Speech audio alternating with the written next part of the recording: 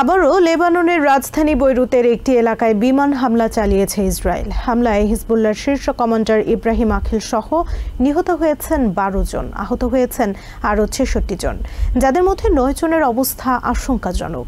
Ibrahim Akhil হিজবুল্লাহর elite রাদওয়ানের ইউনিটের সদস্য ছিলেন। হামলার বিষয়টি নিশ্চিত করে আইডিএফ জানায়, আখিল ইসরায়েলের উত্তরাঞ্চলীয় এলাকাগুলোতে হামলার পরিকল্পনা করছিল। শুক্রবার লেবাননের রাজধানী বৈরুতে বিমান হামলা চালিয়েছে ইসরায়েল। এতে হিজবুল্লাহর শীর্ষ কমান্ডার নিহত হয়েছে বলে দাবি করে আইডিএফ। ইসরায়েলি সেনাবাহিনীর মুখপাত্র ড্যানিয়েল হ্যাগারি বলেন, হামলায় হিজবুল্লাহর এলিট ইউনিটের রাদওয়ানের সদস্য ইব্রাহিম আখিল নিহত হয়েছেন।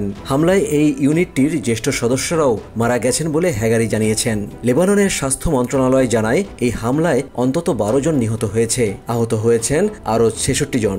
উদ্ধারকারীরা এখনও ধ্বংসস্তূপের নিচে চাপা পড়ে থাকা মানুষদের খোঁজে অনুসন্ধান চালাচ্ছেন।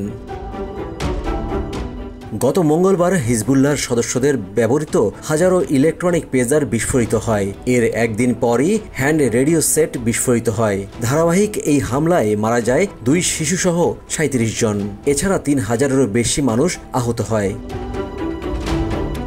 হিজবুল্লাহ নেতা হাসান নাসরুল্লাহ ওই ঘটনার জন্য ইসরায়েলকে দায়ী করেন, যদিও ইসরায়েল এর দায় স্বীকার করেনি এখনও। তবে লেবাননের একটি সূত্র বলছে, ওয়াকিটকির ব্যাটারিতে উচ্চমাত্রার বিস্ফোরক PETN রয়েছে। তবে এতগুলো একসাথে কিভাবে বিস্ফোরিত হলো তা এখনও অজানা। সূত্র বলছে, বিস্ফোরণের কয়েক ঘন্টা আগে পেজারগুলো হিজবুল্লাহর সদস্যদের হাতে দেওয়া হয়েছিল।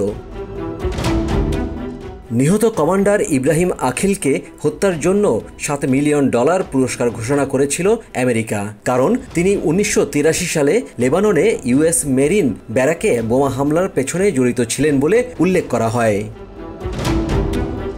এদিকে লেবাননে হিজবুল্লাহর ব্যবহৃত ইলেকট্রনিক পেজার বিস্ফোরণের ঘটনার নিন্দা জানিয়ে জাতিসংঘ বলছে, এই ধরনের হামলা আন্তর্জাতিক আইনের লঙ্ঘন এবং এটা যুদ্ধ অপরাধ। Yusuf Khaled, TVN 24 news desk. New York থেকে সম্প্রচারিত TVN 24 টেলিভিশন বিশ্বজুড়ে বাঙালির কণ্ঠস্বর।